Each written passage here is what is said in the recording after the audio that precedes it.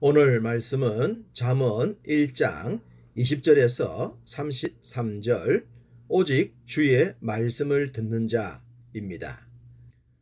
지혜로운 사람은 어떠한 상황 속에서도 유익한 길을 선택합니다.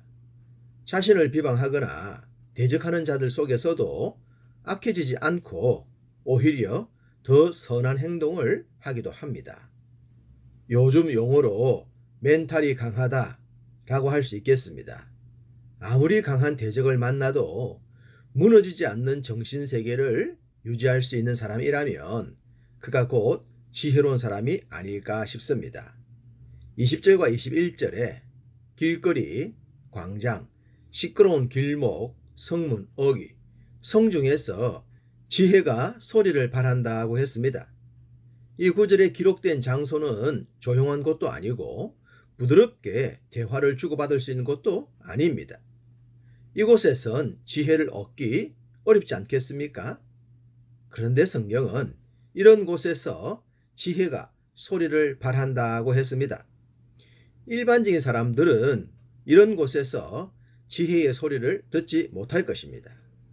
그렇지만 서두에 드린 말씀처럼 지혜로운 자라면 이런 상황 속에서도 지혜로운 소리를 들을 수 있다는 것입니다.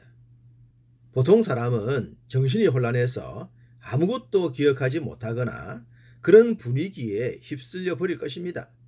그러나 성경이 말씀하시는 지혜자는 결코 그러하지 않다고 하십니다. 때로 참된 지혜는 학교에서 선생님이 가르쳐주지 않더라도 복잡하고 정신사나운 삶의 현장에서 더 많이 얻게 되는 것이 아닐까 싶기도 합니다. 이렇게 얻은 지혜가 균형 잡힌 삶을 살게 하고 문제 많은 세상을 거뜬히 헤쳐나가게 하는 것입니다. 말씀을 드렸듯이 지혜는 길거리, 광장, 시끄러운 길목, 성문, 어귀, 성중앙 그런 곳에서 들려지기 때문입니다. 이때 지혜의 소리를 듣거나 가슴에 담을 수 있어야 하는 것입니다. 지혜가 없는 자 혹은 지혜로운 소리를 들을 수 없는 자들은 아무리 훌륭한 학습 장소를 제공하더라도 지혜를 얻지 못할 것입니다. 성경은 어리석은 자, 거만한 자, 미련한 자가 바로 그런 자들이라고 하십니다. 이런 사람들의 삶의 현장은 어쩌면 길거리, 광장, 시끄러운 길목, 성문, 어귀, 성중앙과 같다고 하지 않겠습니까? 당연히 이런 곳에선 지혜를 얻기가 어렵습니다. 오히려 이들은 어리석음을 좋아하며 거만을 기뻐하며 지식을 미워한다고 말씀하십니다. 지혜자의 모습과는 거리가 멀어도 한참 멀어 보입니다. 반복하여 드리는 말씀입니다. 하나님은 믿음의 자녀들이 문제 많은 세상 속에 살게 하셨습니다. 믿음이 없을 뿐만 아니라 지혜도 없는 사람들과 함께 말입니다. 어리석음을 좋아하고 거만을 기뻐하며 지식과는 거리가 먼 사람들 말입니다. 우리가 생활하다 보면 이런 사람들과 얽힐 때가 있습니다. 이런 사람들이 아무리 많더라도 나와 관계가 없으면 아무런 해가 되지 않습니다. 그렇지만 한 사람이라도 나와 얽히게 되면 우리의 삶은 큰 피해를 입게 되죠. 이성적인 판단도 없고 합리적인 사고도 없으며 거기에다 거만하기까지 하고 어리석음이 단독 드리블을 하면 기가 막히죠. 얽힌 문제를 풀어야 하는데 일방적으로 자기 주장만 하면 속이 터져 나갑니다. 이처럼 지혜롭지 못한 자는 사람들을, 세상을 답답하게 만들어 버립니다. 이렇게 답답한 사람들, 그들에겐 하나님의 지혜가 없습니다. 물론 세상 지혜나 지식엔 1등일 수가 있어요. 많이 배웠고 높은 자리에 올랐을 수도 있습니다. 그럼에도 불구하고 하나님의 지혜가 없으면 이들의 삶은 답답함 그 자체가 될 수밖에 없습니다. 혹시라도 교회 다니는 분들 중에도 이런 사람이 있던데요? 라고 할 수 있겠죠. 죄송하지만 그런 사람들은 교회를 다니는 것은 사실이지만 그렇다고 하나님의 지혜의 사람이라고는 할 수 없습니다. 교회 다닌다고 모두가 지혜의 사람이 되는 것이 아니라 지혜의 말씀을 듣고 삶과 생활이 변화되는 증거를 보이는 사람이 참된 지혜자입니다. 당연히 이런 사람은 칭찬과 사랑과 인정을 받을 수 있는 사람이겠죠. 23절 보라 내가 나의 영을 너희에게 부어주며 내 말을 너희에게 보이리라고 하셨습니다. 하나님은 당신의 영을 당신의 백성들에게 부어주십니다. 지혜로운 말씀을 보여도 주십니다. 이것이 은혜요 사랑이죠. 이런 은혜와 사랑을 입게 되면 사람은 변하게 됩니다. 그래서 어리석거나 거만하거나 미련한 삶을 살지 않게 되죠. 사람들과 어떤 문제로 얽히게 되더라도 합리적이고 이성적인 해결을 해냅니다. 일방적으로 몰아가거나 한쪽으로 치우쳐 답답하게 하지 않습니다. 이런 모습이 세상 속에서 살아가는 하나님의 자녀들의 모습인 것입니다. 그것이 곧 지혜로운 모습이기도 하죠. 앞서 말씀드렸던 어리석은 자, 거만한 자, 미련한 자들은 아무리 하나님이 불러도 주의 영을 부어줘도 소용이 없습니다.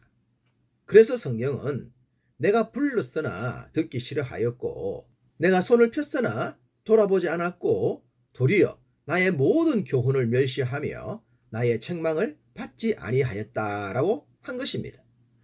답답한 사람, 미련한 사람, 지혜가 없는 사람과 이야기를 해보면 도통 상대의 말을 들으려 하지 않는 경우가 많습니다. 그리고 뭔 소리를 하긴 하는데 알아들을 수 없어요. 말에 논리가 없고 앞뒤가 다르고 자기 주장만 내세웁니다. 소의 경읽기란 말이 실감이 되죠. 콧구멍이 2개라서 그나마 살 수 있다는 생각이 들 정도입니다. 우리가 살다 보면 이런 말을 자주 듣기도 합니다. 세상은 참 불공평하다 라는 말을 말입니다. 무엇보다 불법적인 행위로 잘 사는 사람들을 보면 그들이 모든 법망을 피해가면서 죄가 덮여지는 것을 보면 더더욱 그런 생각이 들죠. 유전무죄, 무전유죄라는 말이 진리처럼 여겨질 정도입니다. 그렇다 보면 선한 생각들이 상하게 되고 나도 그들처럼 막 살아볼까? 그런 생각이 들기도 하죠. 지극히 정상적인 사람이 대접을 받고 잘 살아야 하는데 그러지 못할 때가 많기 때문입니다. 그렇지만 그렇더라도 그렇게 살지 말라고 성경은 말씀합니다.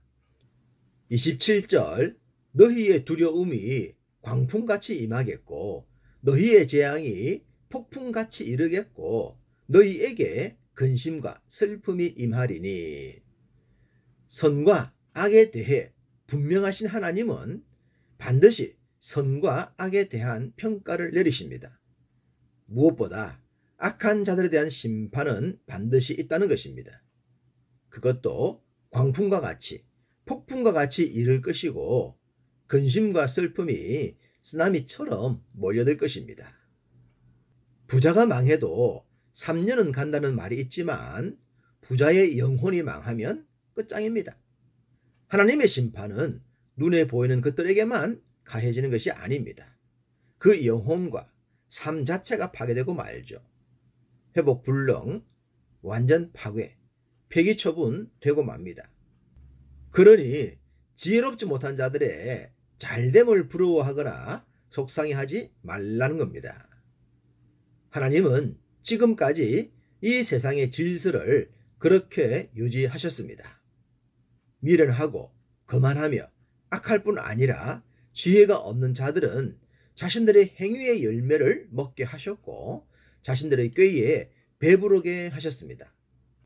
많은 사람의 피를 흘렸고 또 흘리고 있는 러시아의 푸틴의 종말이 어떨지 한번 지켜보십시다.